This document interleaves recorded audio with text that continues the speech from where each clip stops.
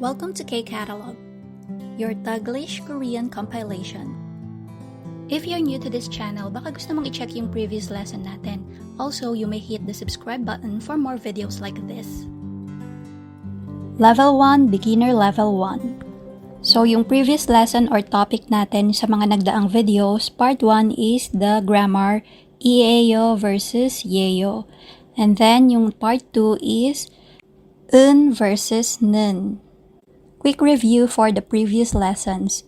So, yung grammar or munbop na ieo versus yeyo, they are used to show attribute of the sentence, attaches after a noun, dinidikit mo siya sa pangalan, and is similar to or acts as the be verb in English such as is, are, or am. For example, gusto nating sabihin, this is a book. Ito ay aklat. So, we say, 책이에요. 책이에요. Halimbawa naman gusto nating sabihin tayo ay pamilya. We are a family. So we say 우리는 가족이에요. 우리는 가족이에요. So what if gusto kong sabihin I am a housewife or ako ay isang may bahay. Then I say 저는 주부예요. 저는 주부예요. So again, ididikit siya sa noun and the rule is if the noun ends with a consonant, we use ieo. And if the noun ends with a vowel, then we use yeyo. Then yung most recent video uploaded natin, lesson 1 part 2, the grammar versus 는. So and 는 are topic particles. So same with ieo and yeyo, they are being attached after a noun. So ito, ginagamit mo siya kapag gusto mong bigyan ng diin yung isang pangalan or noun sa topic or sa sentence mo. And the rule here is if the noun ends with a consonant, you use 은. But if the noun ends with a vowel, you use 는. And now for the part 3 of our lesson 1, more on application na tayo. So speaking, listening, reading, and writing about dun sa tinalakay nating mga grammar or munbop. Now it's time to practice our speaking or marhagi. So again, it's a conversation between Huen and Angela. So basahin natin. 안녕하세요. 저는 후웬이에요. 네, 안녕하세요. 저는 안젤라예요. 안젤라 씨는 어느 나라에서 왔어요? 필리핀에서 왔어요.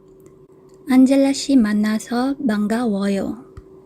So if mapapansin nyo sa baba, yung number 1, nakabox siya, yung pangalan ni Angela, and then Philippine. So sa number 2, ibig sabihin lang yan, yung naka-highlight in yellow, papalitan nyo from Angela, gagawin nyong iring, and then yung naka-highlight in green, from Philippine, papalitan nyo ng Jungkook. And then, pwede nyo siyang ulitin and gamitin naman yung ibang pangalan and nationality ng ibang character. So para ma-practice yung speaking. Now it's time for listening or 듣기. So all we have to do is to listen carefully and try to answer yung mga questions na nasa slide. 안녕하세요. 저는 라흐만이에요. 네, 안녕하세요. 저는 이링이에요. 이링 씨는 어느 나라에서 왔어요? 저는 중국에서 왔어요. 라흐만 씨는 어느 나라에서 왔어요? 저는 방글라데시에서 왔어요. 만나서 반가워요. Now, balikan natin yung questions. Number 1, 이링 씨는 중국에서 왔어요. So again, 중국 means China. And then yung 에서 왔어요, it simply means came from. So parang tinatanong dyan, galing daw ba ng China si Miss Iring? Is Miss Iring from China? And based dun sa napakinggan natin, siya ay galing sa Jungkook or China. So the answer is 네. And then number 2, 라흐만 씨는 어느 나라에서 왔어요? 나라 means country. So yung 어느 나라, it means which country. So yung tanong sa number 2, it simply means which country does Mr. Rahman came from? Saang bansa daw nagmula si Rahman? So we have 2 choices sa baba. Number 1, Philippine, it means Philippines. And then number 2, Bangladeshi, Bangladesh. The answer based sa napakinggan natin is number 2, Bangladesh. Now it's time for 일기와 쓰기, reading and writing. So for this slide, let's check yung left side. We have yung picture. Again, this is Jason. So yung sa ilalim, yung kanyang information. So basahin natin isa-isa. Jason McKay, 미국 뉴욕, 영어 선생님. And then sa right side naman is kung paano siya magpapakilala. So basahin natin. 안녕하세요. 저는 제이슨이에요. 미국 뉴욕에서 왔어요. 저는 영어 선생님이에요. 만나서 반가워요. Now, tingnan natin if naintindihan natin yung binasa natin. So, let's answer the question. Number 1, Jason 씨는 미국에서 왔어요. So, galing daw ba si Jason from the US? Balikan natin yung binasa natin kanina. Third line, 미국 뉴욕에서 왔어요. So, ibig sabihin, from New York, USA. That's why ang sagot natin is 네. Next, number 2, Jason 씨는 학생이에요. So, 학생 again, it means student. So, is Jason a student? Again, base sa pagpapakilala niya, sabi niya, 저는 영어 선생님이에요. So, hindi siya student, but he is an English instructor. That's why ang sagot natin is 아니요. Last, number 3, Jason 씨는 한국어 선생님이에요. Is Jason a Korean language teacher? Siyempre, ang sagot ay 아니요. Kasi nga, sabi niya siya ay 영어 선생님. And 영어 is English. Next slide nakalagay, 여러분을 소개하는 글을 써보세요. So, try to write your own self-introduction. So, nandyan yung i름, 국적, 직업. So, fill out nyo lang yung mga blanks. So, we have an example. So, si Joanne Ramos from the Philippines and isang housewife. Again, fill out lang yung mga blanks and then here yung iyeyo, yeyo, you have to choose if it's iyeyo or yeyo. Again, you have to remember yung rule. If it ends with a consonant, you use iyeyo. If it ends with a vowel, then you use yeyo. Now, try to do it using your personal information. So, for the last part ng ating lesson 1, tatakal natin yung kanilang part of culture. So, here nakalagay 한국의 인사말. Then, check natin yung nasa orange box. 만날 때 어떻게 인사해요?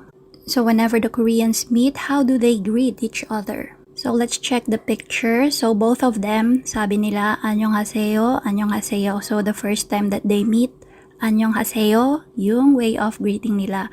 Or, yung second picture naman, nakalagay dyan, 처음 뵙겠습니다. 처음 뵙겠습니다. Ibig sabihin, it's my first time to see you or first time to meet you.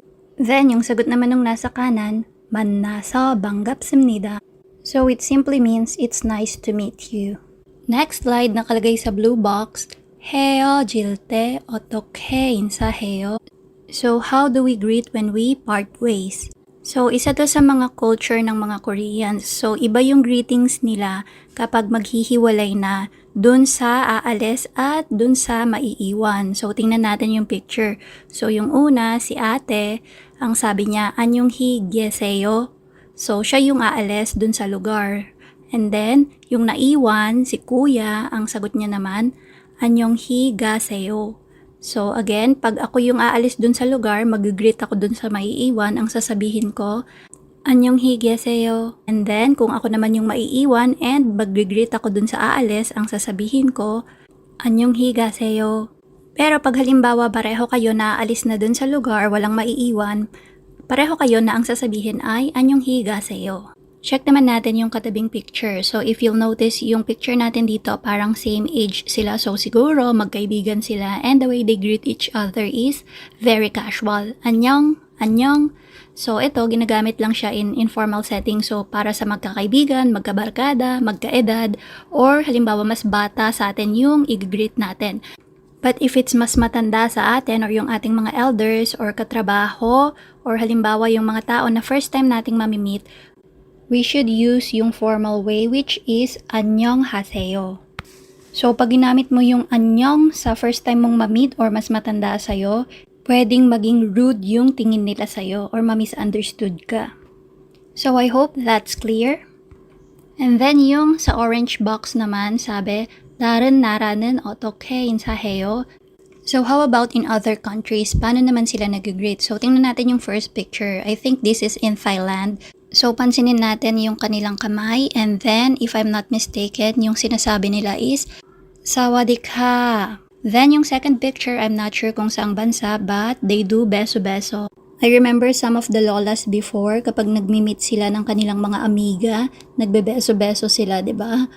And then yung last picture, I'm not sure kung saang bansa ito, maybe some Arab or Muslim country, and I'm not sure din kung paano yung greeting nila.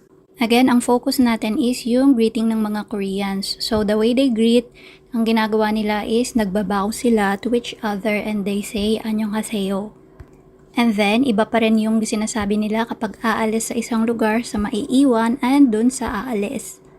And then, iba rin yung way of greeting nila sa katrabaho or sa mas nakakatanda or mas may edad sa kanila versus dun sa mas bata or sa kaedad or kabarkada. For this slide, nakalagay dyan, barım. Barım means pronunciation. So, tingnan natin yung nakalagay sa number 1. So, if babasahin natin siya by syllables, I-rem, I. I-rem, I. Pero kapag binasa mo siya, ang basa sa kanya is iremi. So, mawawala yung value nung I yung kakainin siya nung batchim na miyem. So, again, ang spelling is I-rem, I, but when you say it, iremi. Number 2, pag binasa mo siya by syllables, jik, op, I.